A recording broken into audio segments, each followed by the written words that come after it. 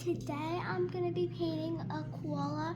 I did not sketch this out. Nobody did. I went to Dollar Tree today, and today is Saturday, March 3rd, March 8th, 2025. So I repeat, March 8th, 2025, and today's Saturday, so that's why I'm home, because it's a holiday for me. So I'm just gonna unmoist my brush for unnecessary stuff.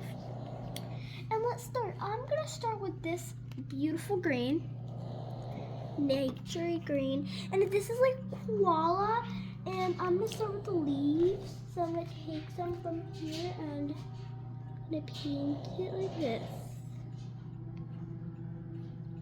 Here, I think it's a little too moistened up, so here. I think because this is a little too moist, that's why it's kind of bleaching. So it is gonna kind of bleed a little bit, and actually here, I'm gonna go do something here. Let me get myself a tissue.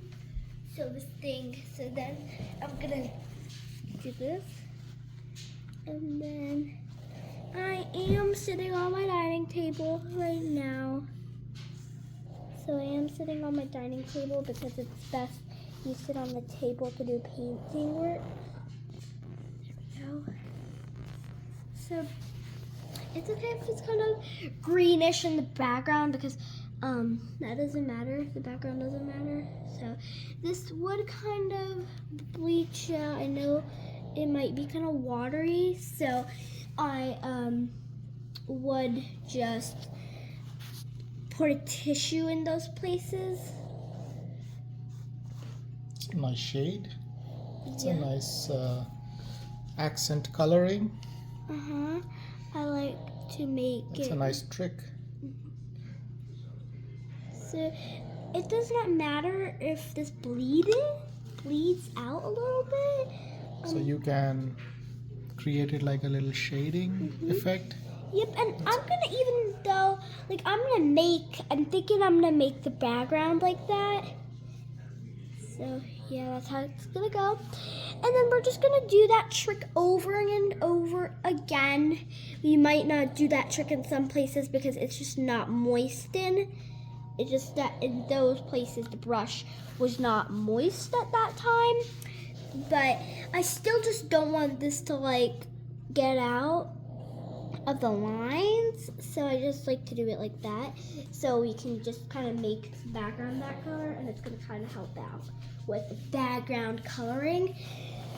So I know it kind of looks a little funny, but it's going to look better and better as we go through the process of painting. I may not finish in this video, but I'm just giving you tips and tricks. But the title might be painting, but I'm just giving you tips and tricks. I do not want to get this koala, so we're trying to be really careful of the koala right now and the branches because we do not want it to be that color. So there's like a certain color I want for like every single thing. Well, I haven't planned it. It's just how it goes by my way of coloring senses. So hey everyone, welcome back. As you remember in my last thing, I was painting the leaves. I did pause because I know it's gonna be a little long. We did put this on in a dark shade, and then we would dab on that till it gets really light. It's not very wet, it's okay. And then I made this branch brown. So then I got two whites and pink and purple because those are going to be the colors of a sloth.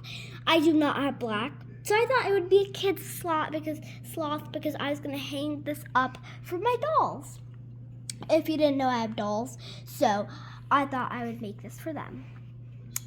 So, well, before this, after this dries, obviously. So those are all my paints. I lined them up. So let's get started by mixing, okay? So let's get all the white and then put this in the pink.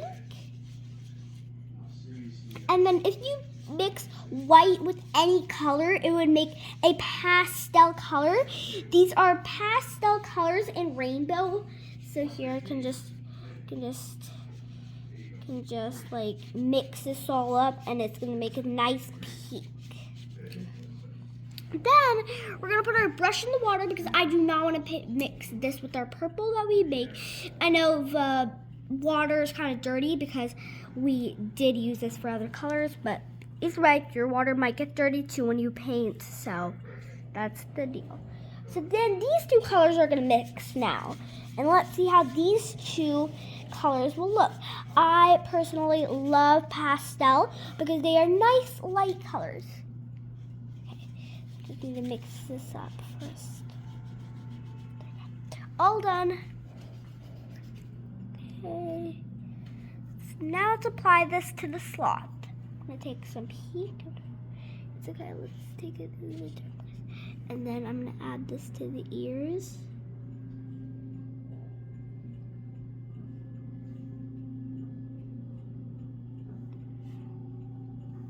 And then I'm gonna take some more pink, and then I'm gonna paint the sloth with pink.